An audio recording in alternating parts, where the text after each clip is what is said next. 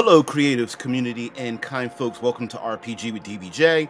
Uh, we're only going to do a short part in Daggerheart. I wanted to end out our overview of this new tabletop role playing game from Darrington Press and the people over at Critical Role, and looking through the SRD, and which is basically the rules with all the artwork and the fluff stripped out.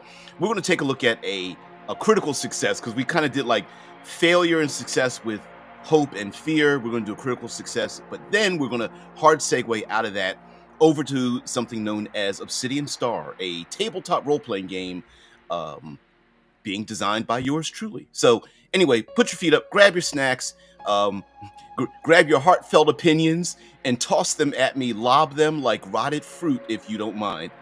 We're going to get into it. Let's get past the intro and have ourselves a little discussion.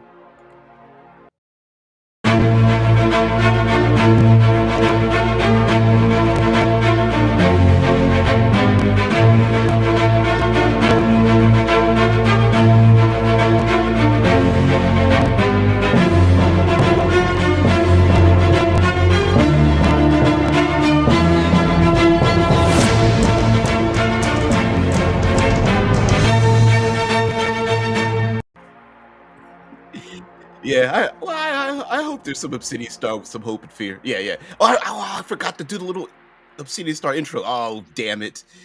All right, maybe I'll throw that in as like B-roll in the middle of the show or something. I don't know.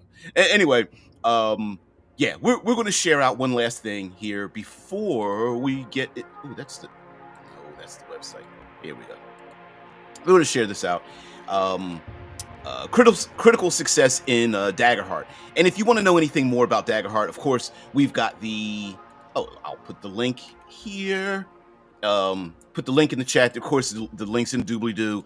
And you can find out any other thing, as well as many other people doing pretty good, much better reviews of this game.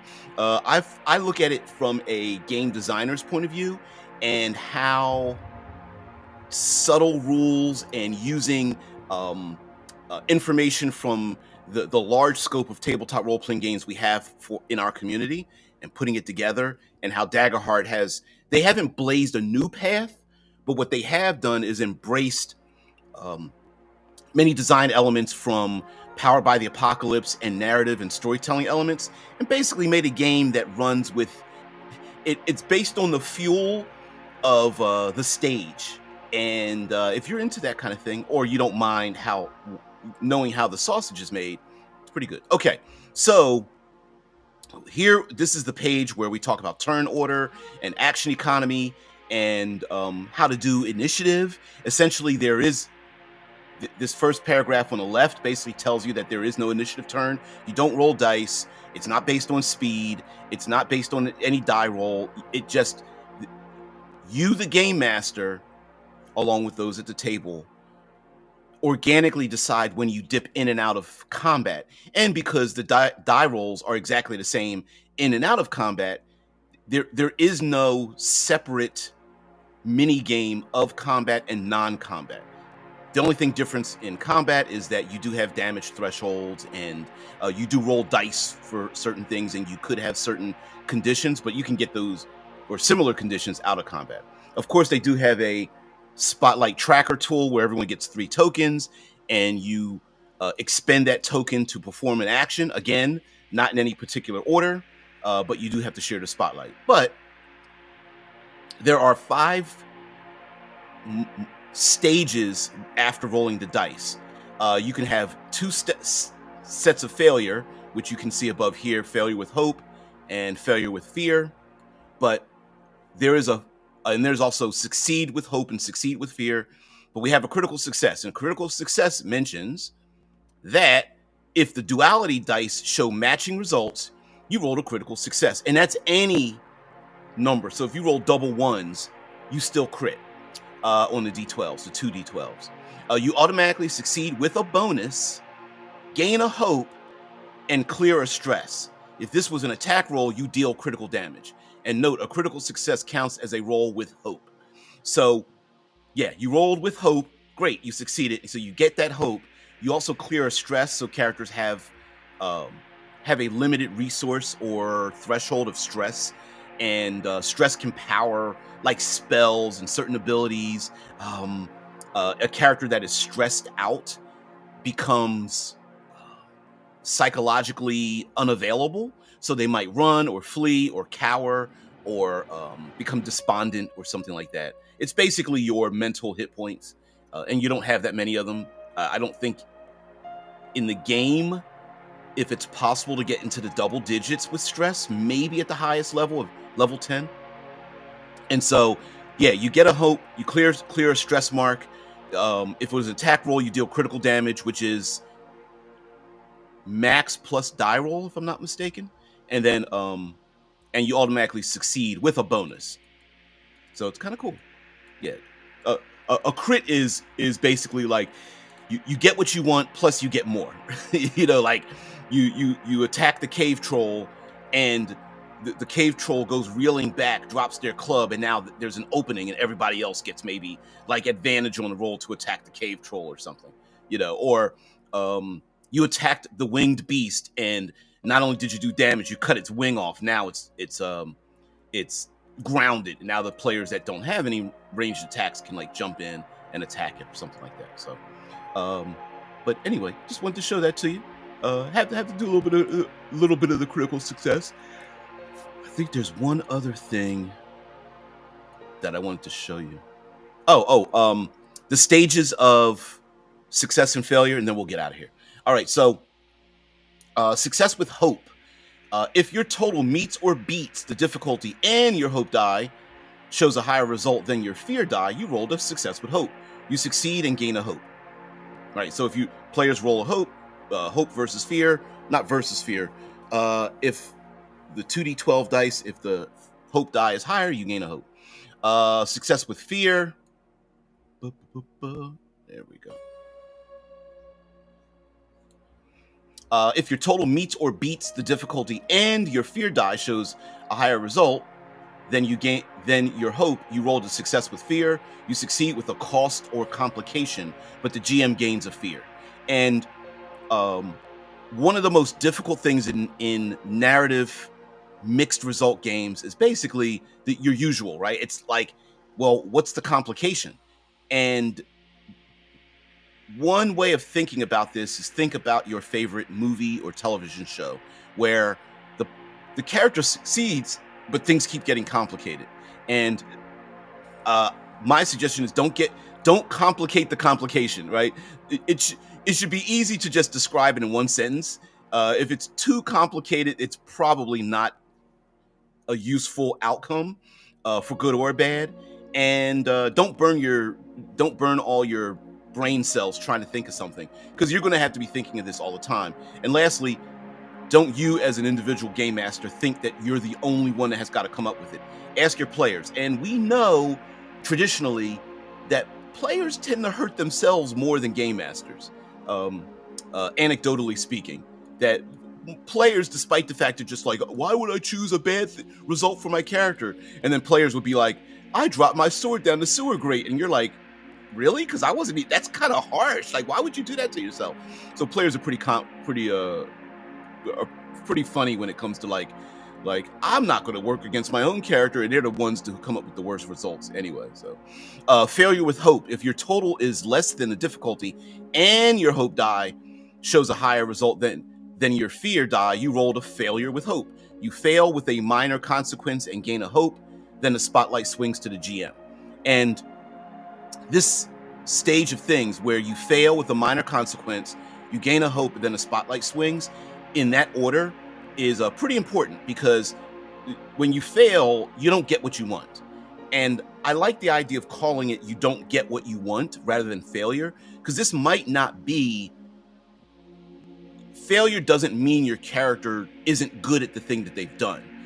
They could have very easily picked the lock of, in the heist, they picked the lock and found the hidden chamber behind the wall, and they went to unlock the lock, but then when they get in there, there's nothing in there, right? Like, they didn't fail to pick the lock, they failed to get what they wanted, which was like the important missives that had been held by the Baron and the Baroness or something. So you fail with a minor consequence, and then you gain a hope. Then the spotlight swings to the GM, and the GM can then make a move. And the making a move in combat could be activating a monster. The monster attacks you, jumps on you, whatever. But it could be the environment.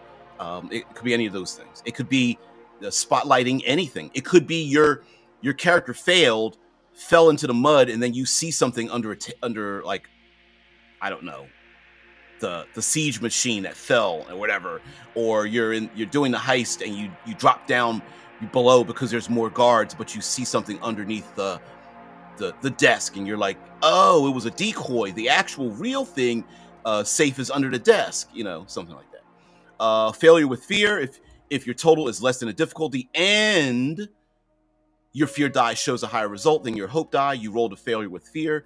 You fail with a major consequence, and the GM gains a fear. Then the spotlight swings to the GM. And again, when you fail, it might not be because of your skill. You just don't get what you want. And then you get a major consequence. Again, dropping the weapon, your pack falls off, your spell is ruined, something like that. And then the GM gains a fear that they could use later on. And then, of course, the spotlight swings back to the GM. Maybe the monster attacks you or grips you up or drags you away, or the torch you had, the light goes out, something like that. So anyway, thank you very much for letting me show that off. I really appreciate it.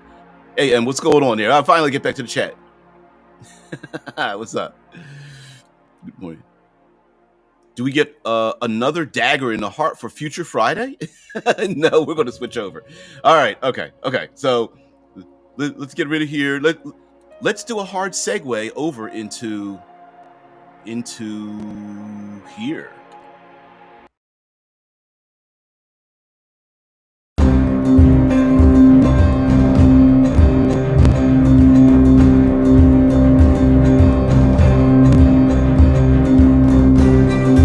All right, enough of that. Obsidian Star is a tabletop role-playing game that I've been working on, and let me show you some materials and have a discussion about hard science fiction and its role in the design of this game. So for those who don't know, I'm using a heavily modified version of let's see if I can find it here. I'm using a heavily modified version of a game called Substratum Protocol, and that game is based on something else known as the Breathless RPG. And then, if I can get even more complicated, that game was designed by Horay Games, and they're doing a game jam right now as we speak, talking about. Let me pull up many of these. Pull this document up, and I'm going to have to share this out, and then pull this document up. Character creation document, and I'll share these out. Yes, don't worry. And Substratum Protocol. So, how does this? You're going to wonder, how do you make a character? That's basically the main thing. Like, what are the stats? What is this game about? What are some of the intricacies of the game? And let's share that. I gotta increase the size before I show this to you. I'm a Luddite. I am such a Luddite. Oh, wait. The chat. Why isn't the chat open? There we go. So I was confused by that mechanic for a minute.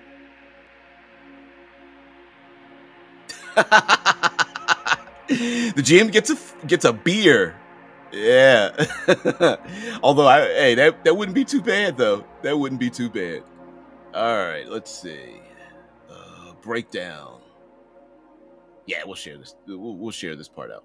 So now which one is it?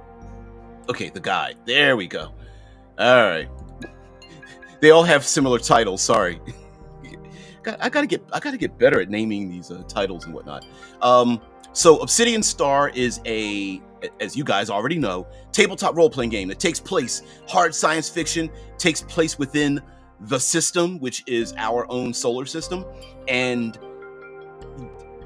the idea that we're stuck in our own solar system is on purpose. It's imagine players that love to play video games where they always try to poke at the outer edges is exactly what players should probably be trying to do in this game. It feels like a fishbowl, like a cage in the entire solar system, despite the fact that our solar system is pretty damn empty.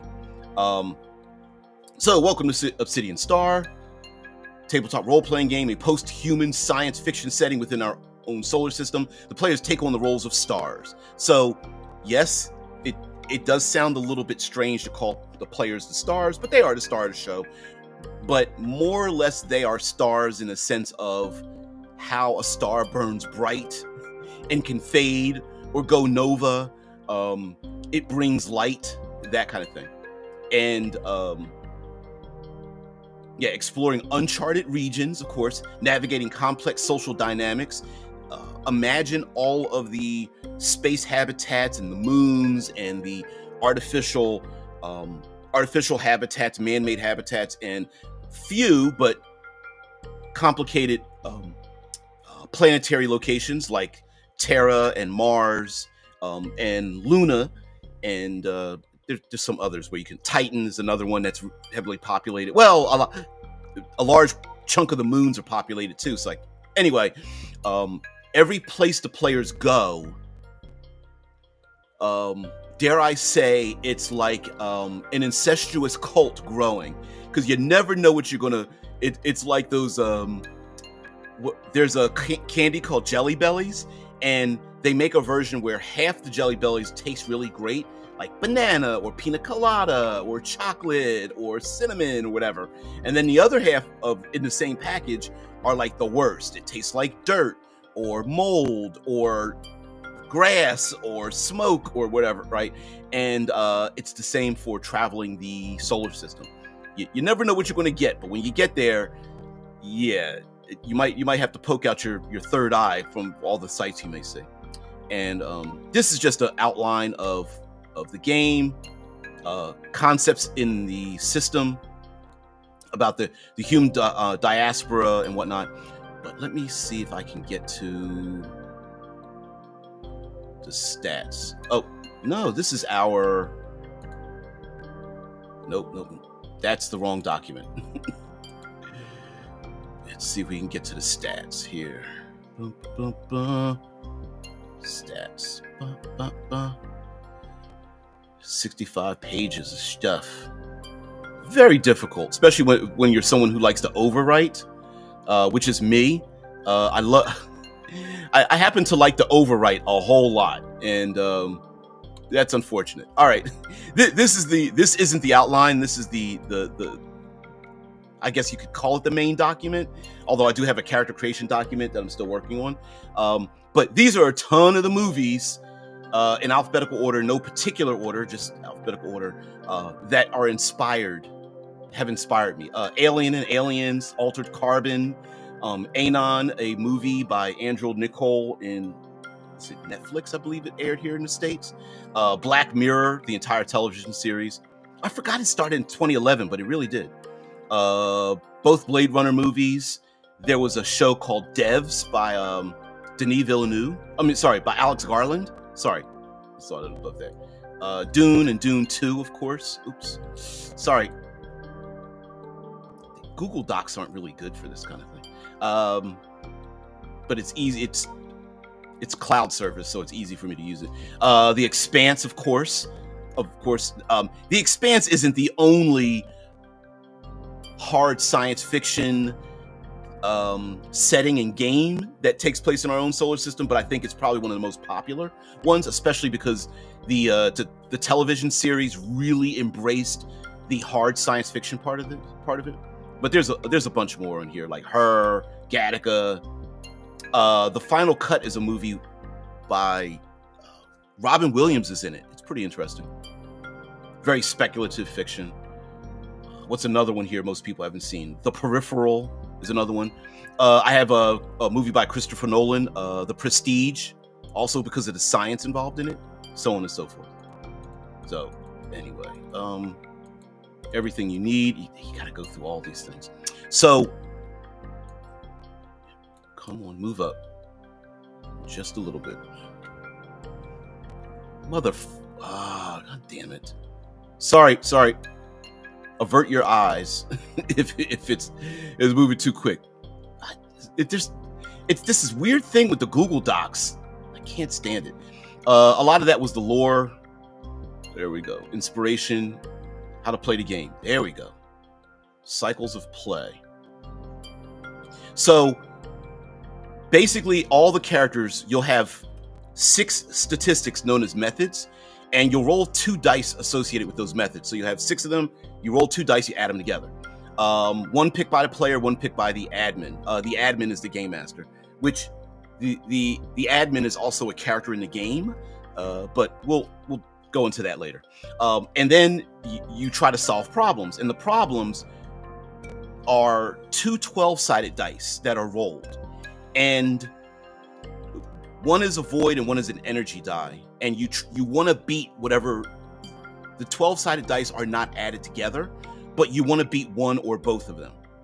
And then if you do so, you earn discoveries, and discoveries are gained by the star for each result equal to or greater than the problem. And then ties are in favor of the star. That's basically the short and long of it. Whether you're combat, whether you're trying to scientifically investigate something, whether you're trying to solve a problem, that's it. Below here are the 6 methods of the game. They are assemble, destroy, race, avoid, analyze, and convince. And based on the fiction, the admin, me, is going to say, well, you're trying to persuade some kind of guardian to let you into a building, like a guard or a computer system or whatever, robot. It doesn't matter. You're on a speaker and you want them to unlock the door. You're like, hello, I lost my key, or something like that. And I might say you have to use convince. But then as a player, you got to pick something else to attach to that. And within the fiction of the game, that will be based on the outcome that when you roll the dice. So could you use convince and analyze, or convince and avoid, convince and race, destroy, or assemble? And these are not related. If you notice, there's like no strength or dex or anything like that. However you interpret them is how you're going to use them. So maybe assemble is like it could be putting together actual mechanical pieces. It could be assembling a group of people. It could be assembling various different clues or evidence or something. Destroy could be anything. Maybe to build a device, you have to destroy something else to take its component parts, like MacGyver, and take it apart to build something else. You could destroy a relationship. You could sabotage a vehicle or whatever. Race, it could be racing to or away from something. Hurrying up, doing something very quickly that may have a very temporary result, but you get the thing done. Avoid can be anything: avoiding people in a crowd, avoiding someone's eye line, avoiding a problem, avoiding danger. And then there's analyze, analyzing, again, evidence, analyzing the situation, keeping an eye out, and then, of course, convince. And you use 2 of those together. And then each is assigned a die. Oops. That's the old word. It's probably because it's got an S on the end. So each is assigned a die, and you assign a D6, D8, and D10. D10, of course, being the highest, to 3 of these methods that you're using, methods to solve problems, and then there's a D4 for the other ones. Largest die is the most beneficial. Then we're going to move down just a little bit. No, okay. I'm going to leave it right here. There we go. So there are 3 outcomes to when you roll the dice. And there technically isn't really a combat system in this game. So if a player is in a gunfight and another player is in a laboratory, they both get to act in the manner in which is appropriate for the situation. So the person in the gunfight gets to roll some dice, the person in the lab gets to roll some dice. The other character's trying to hack something, they get to roll some dice, then we go back to the gunfight again. So despite there's always parity in actions. It's not like the person in the lab gets one roll and the guy in the gunfight gets to roll 6 times. There isn't anything like that. It's all combat is done all montage. Let me see your comments here.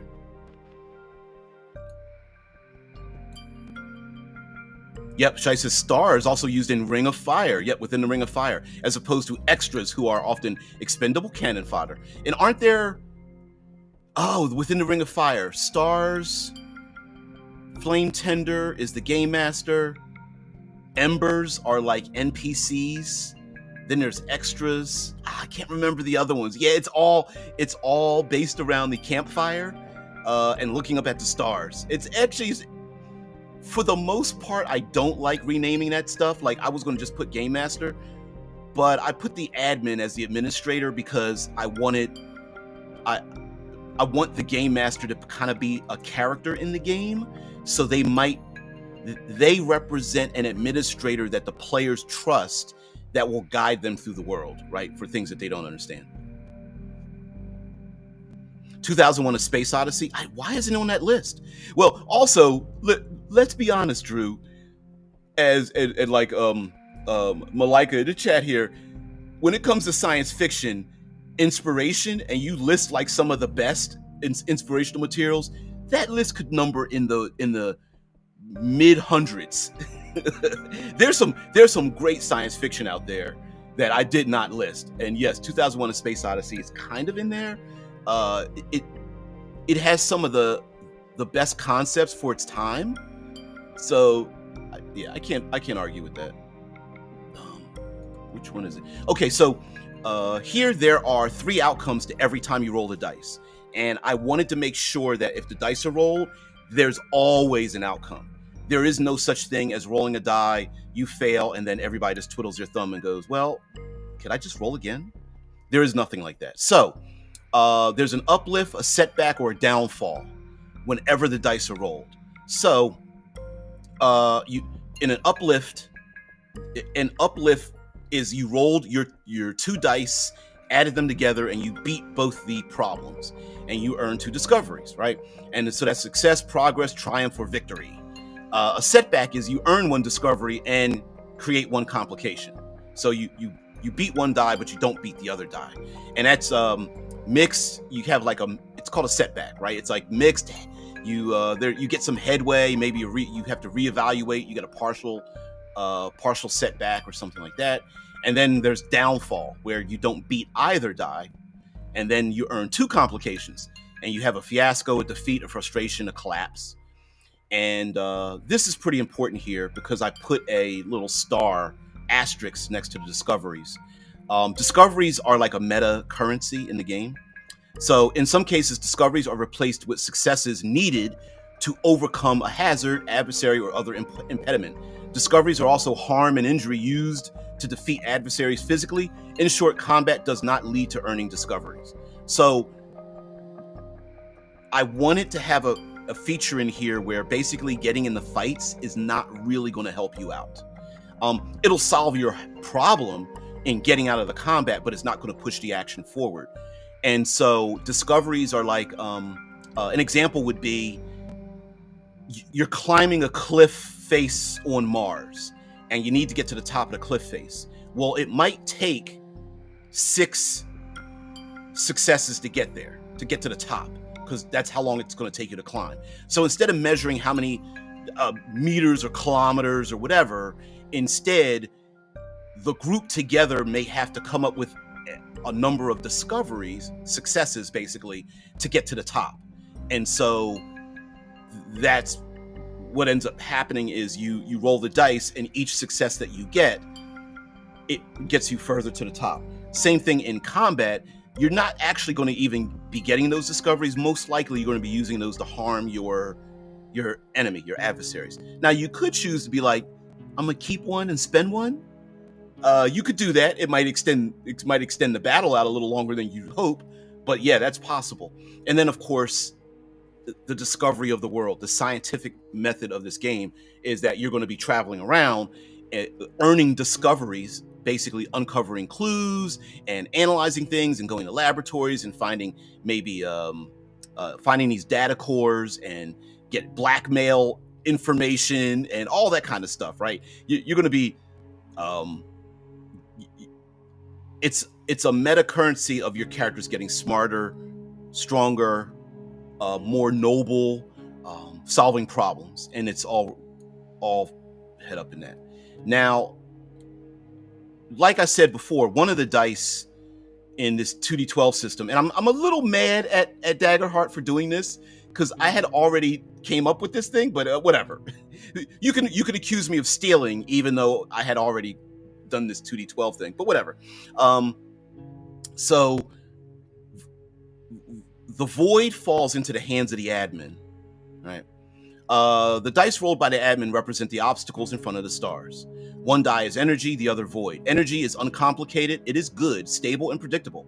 Energy dice do not create any further complications for our stars.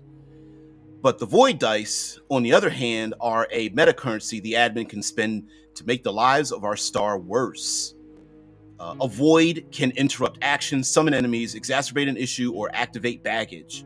I'll tell you what baggage sounds like what it is.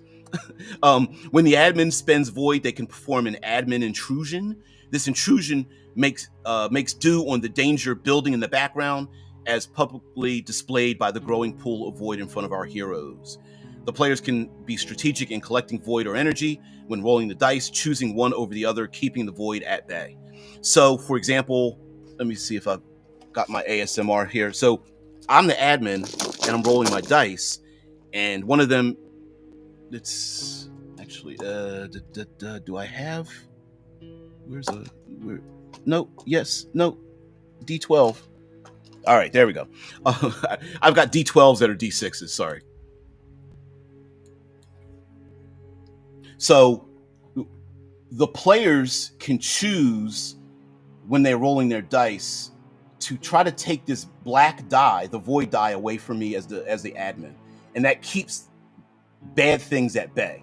But if they don't overcome it, or they choose not to overcome it, I can make the void grow even more dangerous, because space travel is very dangerous. Admin is awesome, vaguely reminiscent of Paranoia. Okay, yeah, I haven't played Paranoia in forever. That was one of the first, like, tongue-in-cheek, kind of like dark humor role-playing games. Man, I gotta pick. I know Paranoia's got, isn't it its like third or fourth iteration or something? Spook says, I get operator vibes from the Matrix with admin, and it's a good fit. Yeah. So in the reality of the game, there will be an admin, and then I'm kind of like you're hinting there, Spook. I don't want the admin to be a specific thing, like it might be an AI or someone on hologram or someone left on the ship when you guys go around. In gameplay, everybody is a crew of the ship known as the Obsidian Star. So that's going to be a real thing. Like the commonality amongst everyone is you're a crew member and your ship is going to be called the Obsidian Star. And yes, you can change the name. I even have a little matrix to change the name of the damn ship. So don't worry about that. If that's the kind of thing that you're like, I don't like the name of the ship, I'm not going to make anybody have to take that. But you are crew members. So here we have more detail about making rolls. When stars attempt something dangerous, here we go. When stars attempt something dangerous, take an action, or attempt to solve problems, a method check is required. Follow the following steps, right? And then basically determine the two methods that apply to the task or action, player and admin choice. So the player makes one choice and the admin makes the other choice. Again, you're at an intercom and you're trying to convince the person to unlock the door. As the admin, I'm going to say, well, you got to convince the person on the other side. And then you as the player go, okay, I'm going to use convince and something else.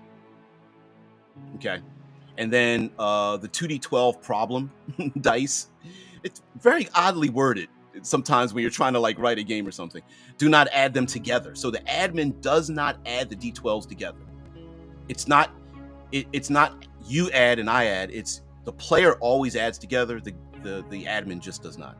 Assign one as energy, the other void. Energy basically just means like it's not complicated. We're not going to get into a lot of detail. It's not like every time you roll, there's always a complication because there's always a thing to always be on deck. So I wanted to kind of mitigate that. So if you beat the white die, the energy die, you just do the thing. And then roll the current dice of the two chosen methods, add them, and then compare. That's that one. And then compare the results. Method versus problem. High result wins, ties to the star. And then if any dice are collected, now here's another thing that I wanted to add to the game, and this is from, like I said, this is me modifying an SRD that's already out there, SRD and OGL. If any dice are collected, called discoveries, notate the value from 1 to 12, and if it's energy or void. So whenever you beat something, and I'm still deciding whether I want to keep this because it sounds fiddly, but in Substratum Protocol, instead of rolling D12s, you actually draw cards from a deck of cards. And the deck of cards, of course, goes from ace to 10, and then you have your face cards, Jack, Queen, King. And so it goes from ace 1 to 13. I decided not to use playing cards because I thought that would just be another, personally, I thought it would be another barrier to the game. And it also, how do I explain this? I didn't want it to detract from what the players are doing, that you're rolling dice and you have playing cards and you have this other thing. So I decided to just use dice from 1 to 12 instead of 1 to 13. Whatever. Sue me. But you collect a discovery, and so every time you overcome something, you gain that discovery on your character sheet. As players, you're like, I get this discovery, great. I get this discovery, great. I get these discoveries, great. And then you can then spend them to do things, to overcome hazards, to contact the administrator, to radio for help, things like that. To basically power up your abilities, kind of. Shit. All right, and then of course here we have greater than or equal to both is an uplift, greater than or equal to just one is a setback, and then lesser than both is a downfall. And of course reiterating this. And I'm still, when editing, it's like, do I have to repeat it again? But then I kind of want to repeat it again. It says when taking action, there's a mandatory method chosen by the admin and one method chosen by the player. There's also something else that's happening in this that, there we go. Can I get both of these on screen?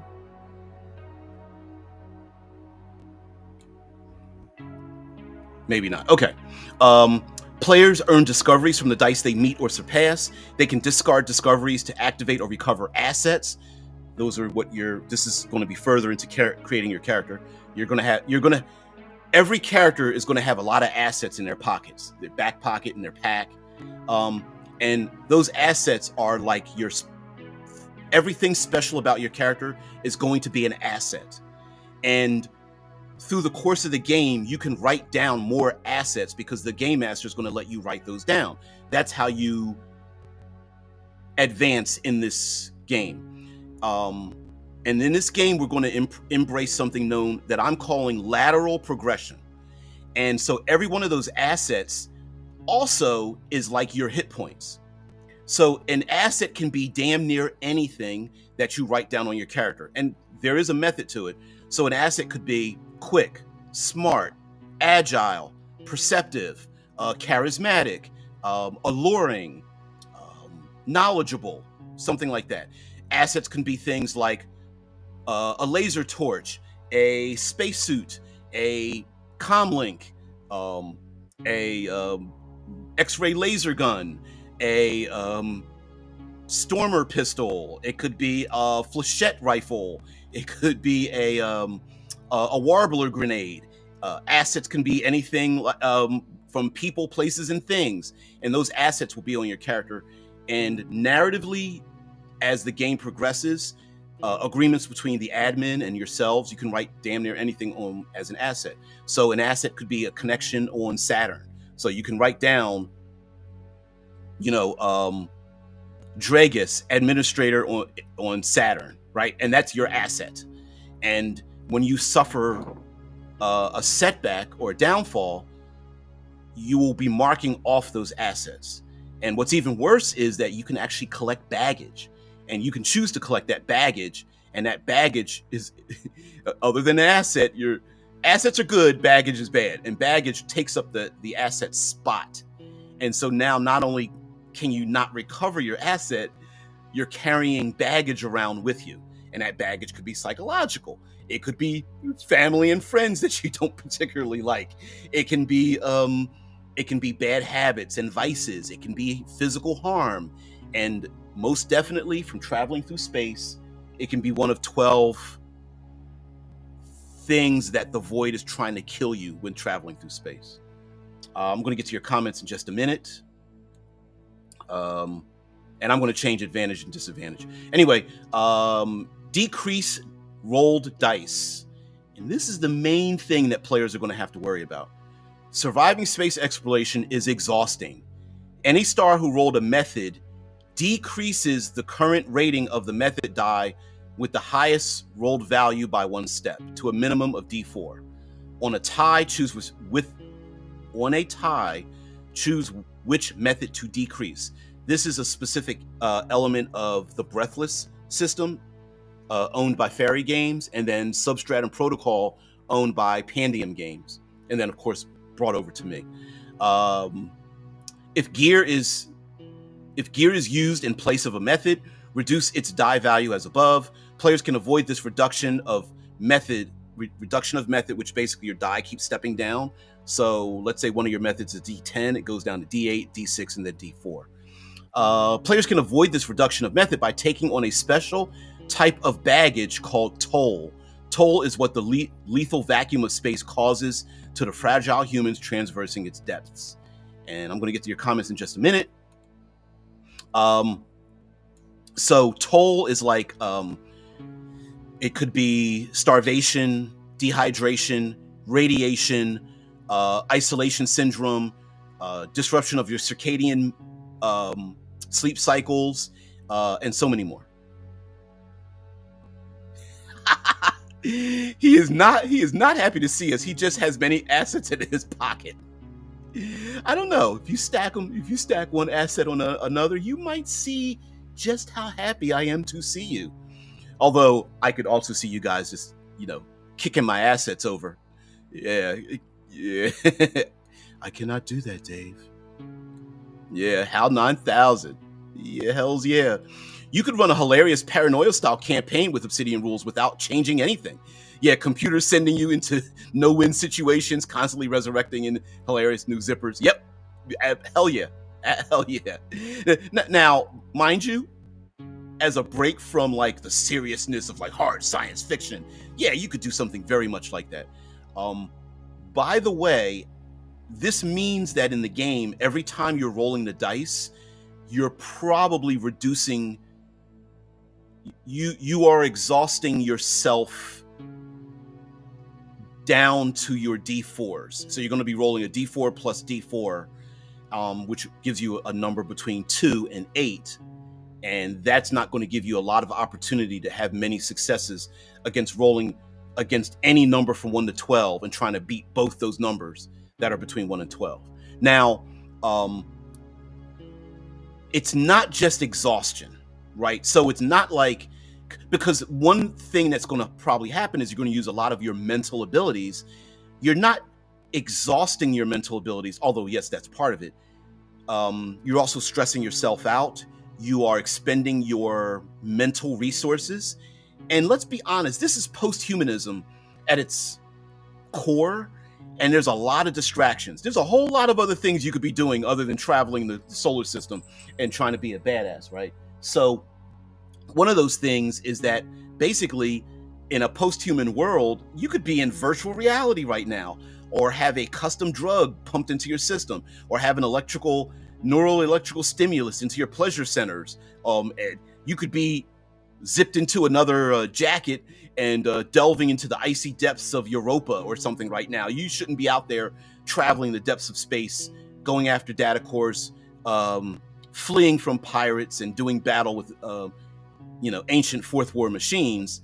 You could probably be retiring right now for all of eternity, since you could literally copy your brain and go into another. So part of the idea is that you're always being drawn out of the adventure. There's things telling you like, this is dangerous, maybe I shouldn't be here. And so that's why your stats will be dropping. Now remember, they go to D4 and they don't drop below that.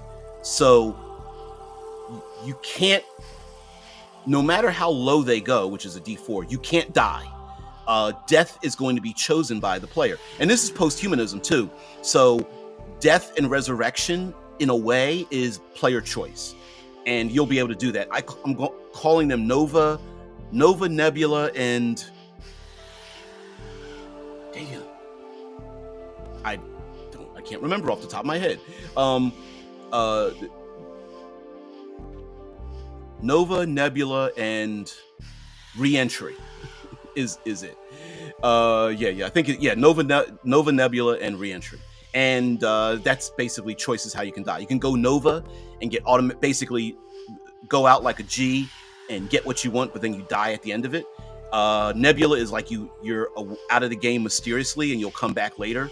And mind you, this is posthumanism, so you can have your brain, you could have a copy of your brain resurrected. Maybe your zipper was removed from the back of your skull by some kind of robot or a salvage team. You could have been cloned and brought back to this world.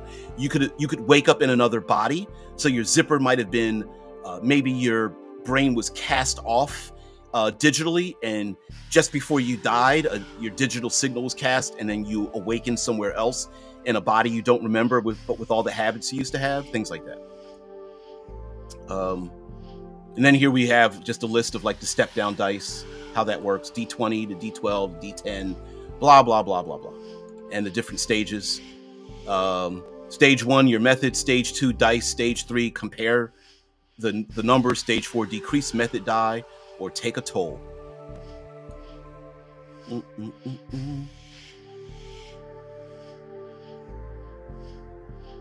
then we talk about discoveries.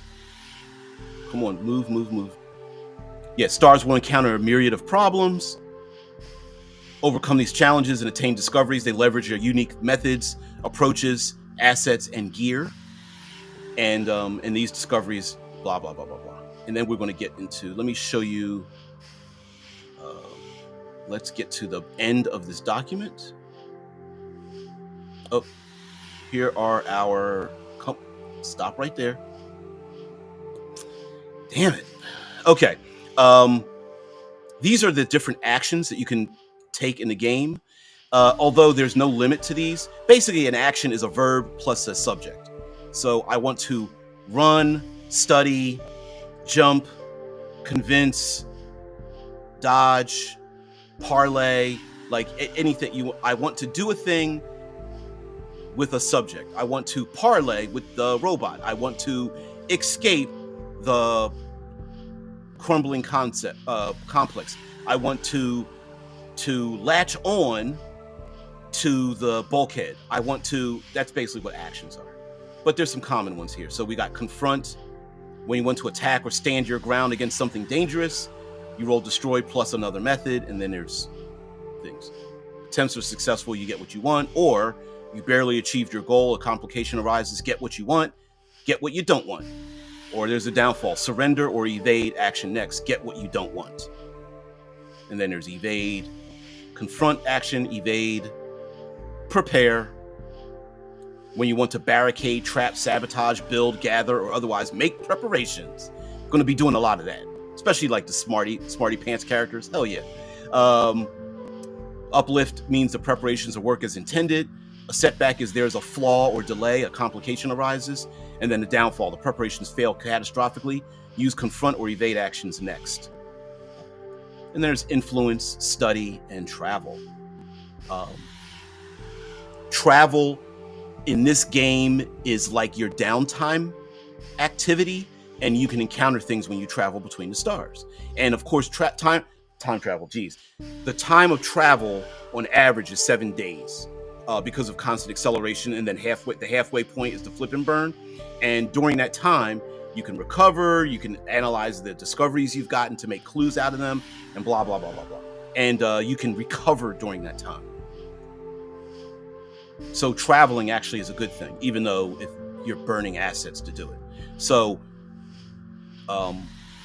when traveling, the players are going to be burning fuel in their vehicle, the Obsidian Star, but they have an opportunity to recover some of their assets.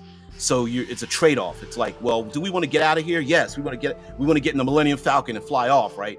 And then you roll your dice, and then you're like, hey, you easily navigate to the next. If you get an uplift, which you're using your race plus method. Race is a statistic, not a genetic thing. It's racing around. So you hit your race plus another method to navigate to someplace else. So you easily navigate to the next sector. Each star regains 2 assets and resets all methods to their maximum die. Woohoo! Or maybe there's a setback. The launch is difficult, but you make it. Each star regains only 1 asset. A complication arises due to a hazard, obstacle, danger, or other situation, or upon arrival. And lastly, there's the downfall. The plotted trajectory is treacherous. Each star marks off 1 asset, and a new complication arises as you travel. And that's where you encounter like pirates or machines or other stuff like that. And then there's understand. So part of this game, and I know I made a mistake here. I'm not sure how to correct it. And then I'll get to your comments. So there's an understand action. And the understand action is when the purpose of the overall purpose of this world you're traveling in, our solar system, is to find and uncover the data cores. And I'll go into data cores sometime later. But the data cores are these hidden, I'm going to just call them hard drives for lack of a better word. These hard drives, and you're trying to gather them. Now, why you're trying to gather them can be any number of reasons, and I'll show you a list of it. But maybe you're trying to use them, destroy them, police them, get them out of the hands of the bad guys. And data cores are the physical manifestation of the practical ability to use theoretical science. So in our present day, we have theories, wormholes, chaos theory, dark energy, dark matter, anti-gravity, faster than light travel, time travel, psychic abilities. These are all theoretical things. They don't multi-world concept of different dimensions, so forth, so on and so forth. The breaking of the 4th, 5th, 6th dimension and all that kind of business. All that stuff does not exist except in the possibility of harnessing a data core. And so the players, when you gain these discoveries, you can take an understand action. And once you have a clue, which is a combination of 4 discoveries that the group has earned and gathered together, you expend those discoveries to get a clue. I understand. Here's how I effed up. It should be gathering clues to make a discovery, not gaining discoveries to get a clue. I don't know if I want to change it or not. I don't know. Maybe we'll have to change the word clue to something else. But I like discoveries. It just feels better. I don't know. Fuck. Anyway, you must attempt to merge your newfound knowledge into your current investigation. Each star may only attempt this action once between deep breaths. Deep breaths are like it's like a rest action. When you try to understand a clue, which is 4 discoveries, roll analyze plus another method, and then there's these are the results of that. You either you understand and apply the current held, apply the knowledge held in the clue, roll a knowledge question, because there's going to be questions about that, and formulate an answer considering the clue and how you found it. And then once you have 4 clues, then you can find a data core. So it's like 4 discoveries make a clue, 4 clues make give you the possibility of finding a data core. So it's 4 and 4, 16. Then we'd go into method checks, decreasing capability dice. Actually, it should be method. Why didn't... Oh...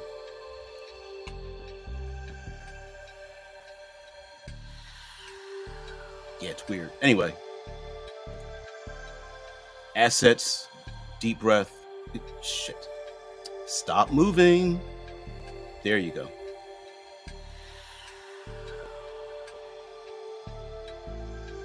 Talks about how to increase your dice when you're doing a thing.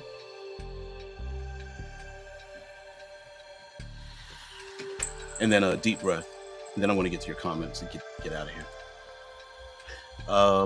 Or show you something else. Very, very much so, Drew. Drew says the data cores are why I think about 2001: A Space Odyssey, since they remind me of the monolith. Yes, and and just as mysterious as the monolith, because if we think about it, the monolith really didn't do anything, but its presence caused a cascade effect, which is kind of cool.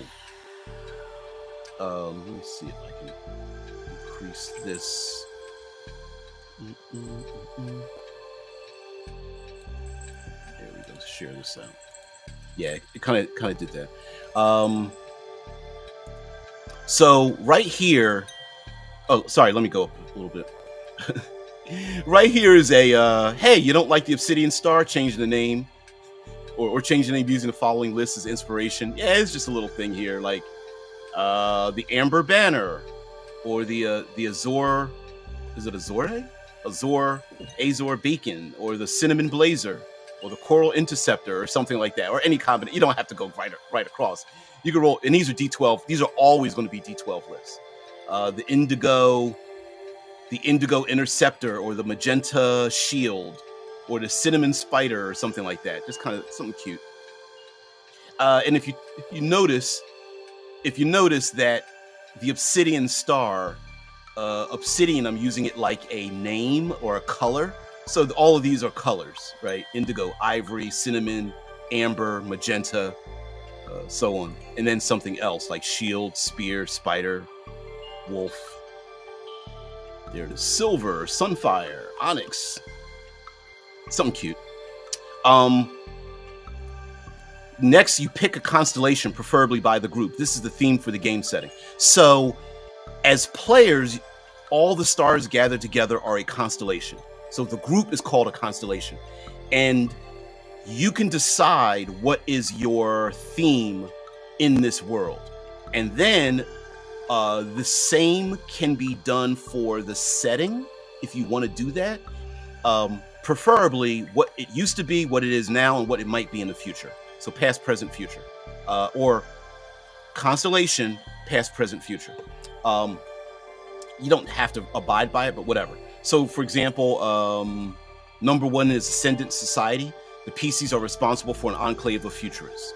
Basically, the PCs are the head members of an enclave of people, survivalists or futurists or scientists or something like that. Or let's go down to Hegemon Fist.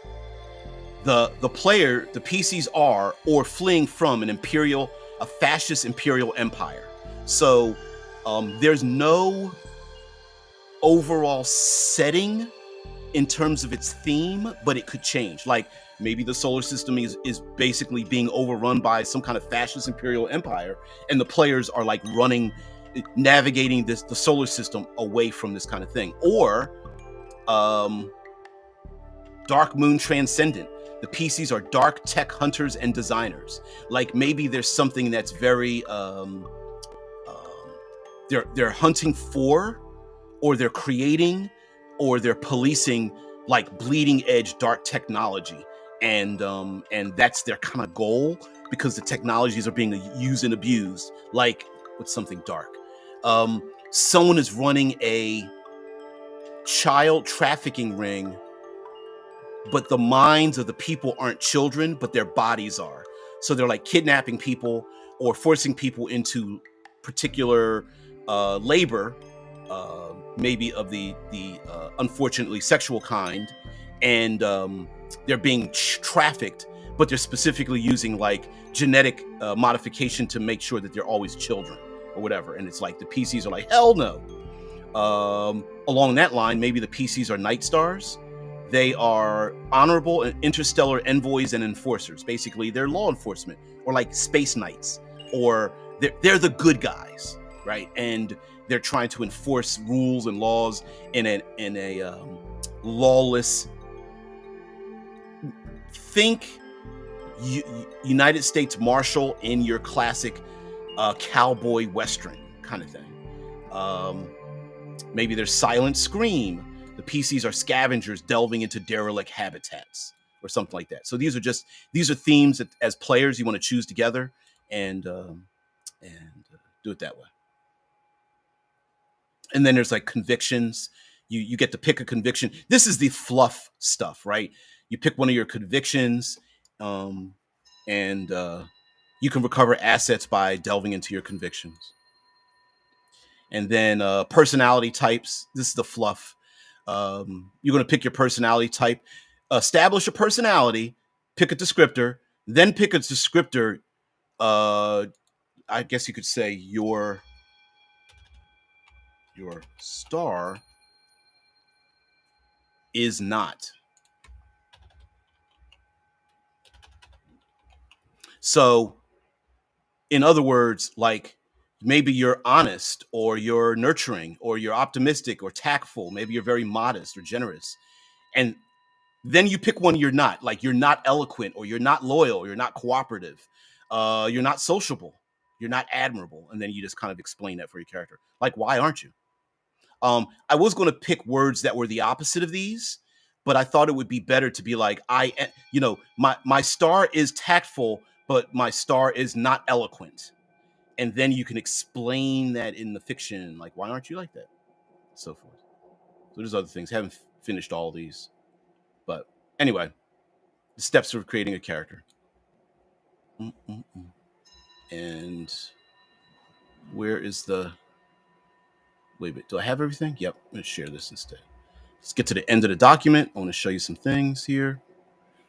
Taking risks. Is this it? Yep. Burnout and death. Come on.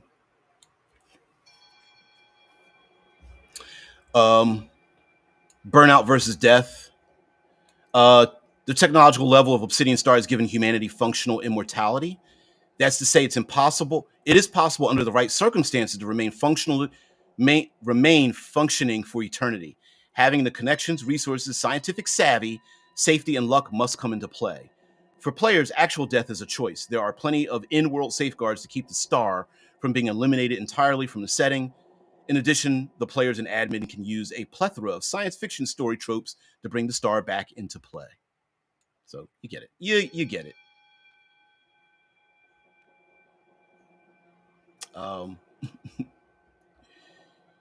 Here's a list of possible circumstances that a star can resurface if death comes knocking. And then there's some stuff there too. Yeah. In Hedgeman Fist, the characters will call themselves browncoats. Exactly. Of course I took that as a trope. Hell yeah. I'm sorry. It's an homage. Yeah. Spook says, I'm liking it. I've been curious to hear more about Obsidian Star for a while. I put it off on the back burner because I'm not a very good self-promoter, but you guys have asked me about it, so this is it. Now the trouble I'm having is I like to overwrite, and one of those issues is that other people don't like to hear me overwrite. You're not going. Listen, you're busy. You don't want to read all this bullshit. So cutting it down so that it's presentable with the fewest words but gets across the situation is what I need. And then after that, I need to then put it into my Affinity so that I can make a PDF out of it so that I can give it away. So that's what's going to happen. Mind you, I am using an SRD and an OGL, so I can't actually own it. So and I love hard science fiction. And if I'm going to bother making a TTRPG Heartbreaker, I might as well go all in and just give it away. So yeah, Now, it's possible for me to earn money off of it, especially if there's like a hard copy version of it, maybe uploaded on drive-through or like a itch.io or something like that. Yeah, but yeah. Yep. But here we have like reasons to come back, like an old or not so old digital copy of the stars removed from storage and zipped into an unrecognized jacket. This literally is taken from a novel known as Voice of the Whirlwind, where our intrepid noir detective wakes up 15 years from an old 15-year copy of himself, and he has to investigate his own death. It's a really good book. Um, the zip is found by scavengers and sold on the black market to zip nappers. So your character dies, and your zipper is found by scavengers. Maybe your character was blown up or blasted or something, and they grab your zip drive out of the back of your head, or maybe it's just floating there in zero G with like gristle around it, and they sell it on the black market to zip nappers. Maybe you come back some other time. Or guess what? We retcon it. The star was a clone. The real true star is sent word with a last will and testament. So maybe this entire time you thought you were the original one, or maybe you just never knew, or maybe you did know, you just never told anybody, and that your character really was a clone, and the real star, the real character, is sent word, right?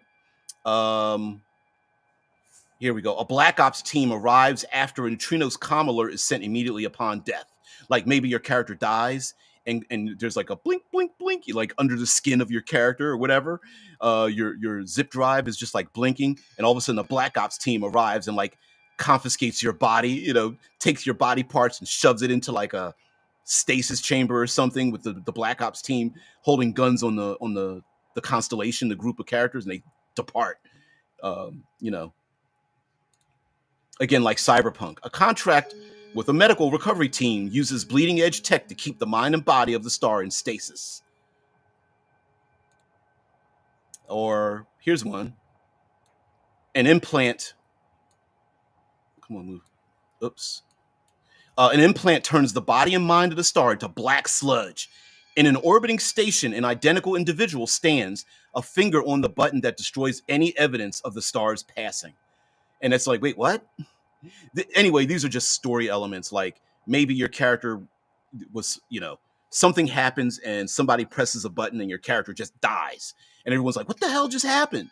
And then later on, maybe later on in the story, we figure out how your character returns. Like maybe it was you that pressed a button to keep your mind from being confiscated on some station elsewhere or something like that.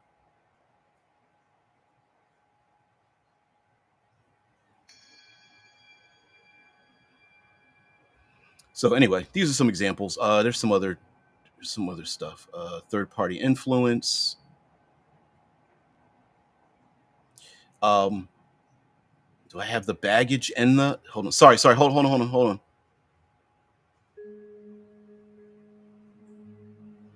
There we go. Okay. This is a list of the baggage types: mental, physical, and as your character's traveling along, you can acquire this baggage. Now, remember, baggage is like it takes the place of all the good things on your character sheet and takes up a space. So like if you've got space for like 6 things on your character and you get baggage takes up one of those things, and you've only got 5 spots for the rest of your stuff. And there's mental, physical, and social baggage that you can get. All of it is equal.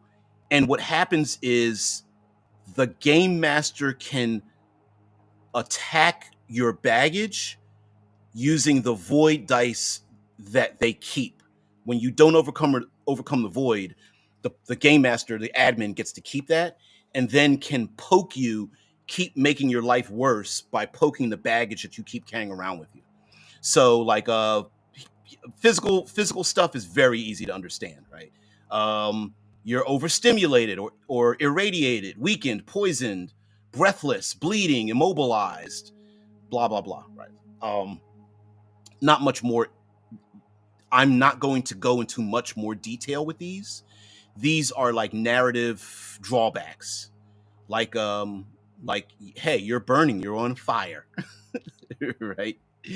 Or boiling from the inside or something. Maybe you're broken with a broken limb or bone, and you go to do something, and the game master's like, no, here's that void. You're on fire. There's no way you can convince the guard to let you in, right? You're like, oh shit, I forgot. Maybe I should put that out. There's no mechanics for getting rid of baggage, so you can't rest. You can't just say, I take a rest and get rid of the baggage. You have to role play it out. And now it could be that resting is what you need to get rid of it, but it could be making a connection or finding a laboratory or something like that. But there's no like, I recover hit points, I get rid of the baggage. It's all role playing. Here it is. Yeah, baggage is a complication, very personal, and can only be removed through role play. Some baggage can last for multiple sessions or longer.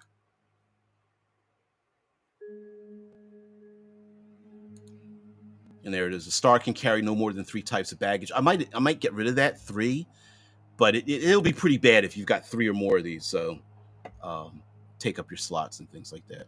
But yeah, there's mental baggage like angry, tongue-tied, fearful, apathetic, vengeful, dysmorphic, forgetful, convinced, confused, stuff like that. And then lastly, we have social baggage.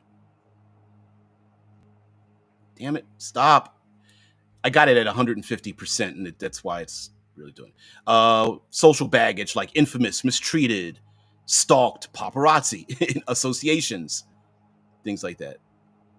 And then lastly, because I'm 18 after, space is deadly.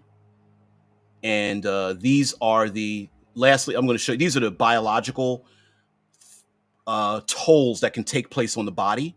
And as you travel through the solar system, you may acquire some of these tolls, and you have to alleviate them. And again, when you go stop at these space, because you could players could literally be like, we're going to turtle up and never stop anywhere, right? And it's like, no, you're going to have to alleviate yourself from some of these. This is the physical baggage known as tolls that are going to happen to you as you travel through space if you don't stop somewhere to get rid of it. And it's like you have to worry about your neuroplasticity or your isolation syndrome or nutrient infusions, calcium deficiency, muscle atrophy, circadian rhythm disruptions, vital enrichment and engagement, which is like talking with people, right? It's basically like you need to socialize. You can't just be a loner all the time. Exercise regimens, vices, carousing, and hedonism. Maybe you kind of have to let off some steam somewhere. Meditation and self-reflection, radiation and mutation evaluations from like radiation and things like that. Oxy deprivation and rejuvenation, maybe because the ship's oxygen scrubbers aren't good. And there's an equivalent version of these for artificial beings, robots, and things like that. If you want to play something artificial, like a reboot and code defragmentation. What else is on here? Power cell recharge and replacement, a dust flush and wash, replacement part exchange, thermal bleed and coolant flush, electrostatic spray coating, maybe anti-radiation bath, something like that. Energy cycling provisions. Anyway, a lot of this stuff is Star Trek mumbo jumbo bullshit, but yeah.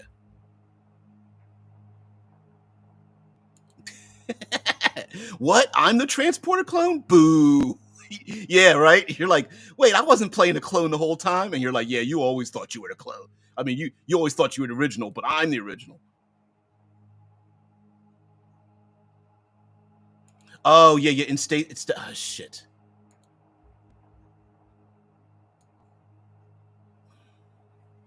Where did I put that?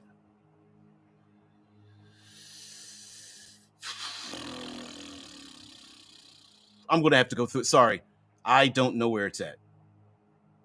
I passed your comment on my way here. Oh, wait a minute. Here we go. Let's see if I can find it. No, I can't find it. I can't find it.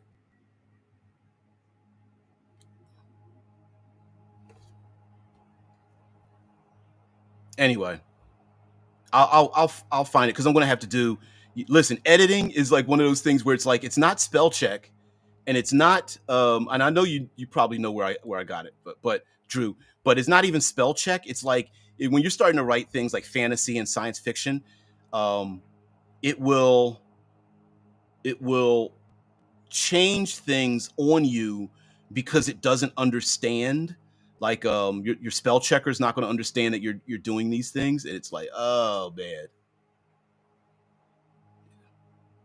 Here I have a talking about apotheosis.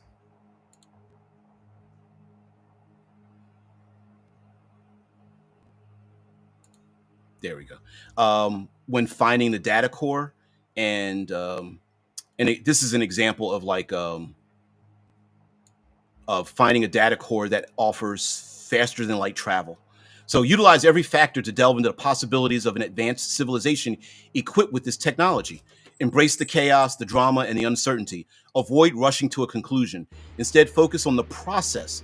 For instance, if the blueprints for an FTL drive are discovered within a data core, explore the following questions within the game.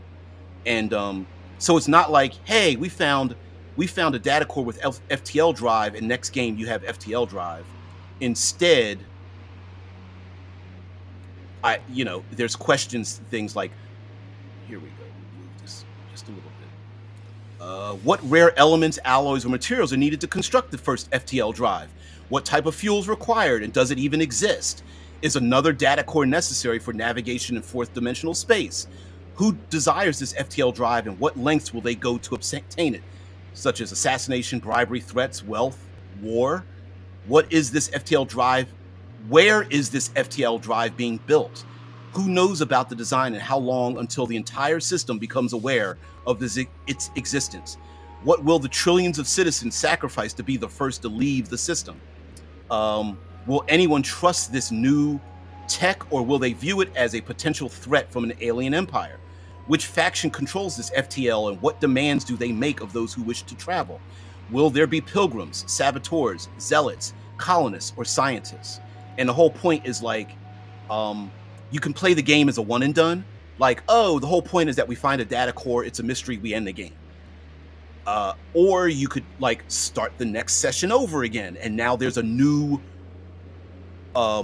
paradigm in the game, like stealing this from the Expanse a little bit. I'm sorry, an homage to the Expanse.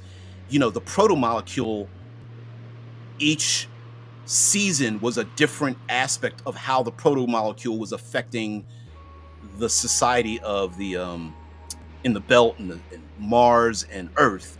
And the same goes for here in this game. Like, it could be a wormhole, it could be any of these things. Is there anything else here that I want to show off? We're getting late. Oh, FSAMs. FSAMs are 3D printers. Fabrication, synthesizing, assembly, microfacture machines, also known as SAMs, Sammies, Frankies, Samanthas, or fucking shit cans. So FSAMs or Sammies or whatever are 3D printers. And there's an access list and a denial list.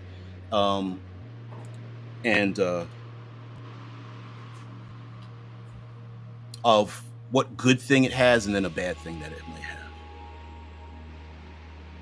Like the denial list is actually the best one, because it's like, well, there's guards on duty, or there's private access only, or there's only a few machines that can print what you want, or maybe there's a serial number stamp on it, or link to tracking dongles attached to the device, or it requires blueprints. It doesn't have an internal blueprint thing to print off the tools you want, or weapons or whatever. Could have very restrictive safety protocols, or there's active remote monitoring when you go to print something, or there's like whatever, it's low quality, or there's a long line or a queue before it prints the thing out, or maybe it's just slow. Whatever. Anyway, Drew says, you find a data core with FTL drive capabilities. Well, next game is playing the film Event Horizon. Yeah. Oh, by the way, using FTL drive is going to drive you insane. Right? Yeah, of course. Absolutely. So anyway, guys, that was a very fast, quick overview. Tried not to go into too much fluff. I have to redesign the character sheet because it needs more space, and I wanted to use the hex thing, and it whatever. But maybe next week we'll go into that. Maybe we might do a whole next week of Obsidian Star and like hyper focus on like picking your. So you have your stats with your methods, then you can pick approaches.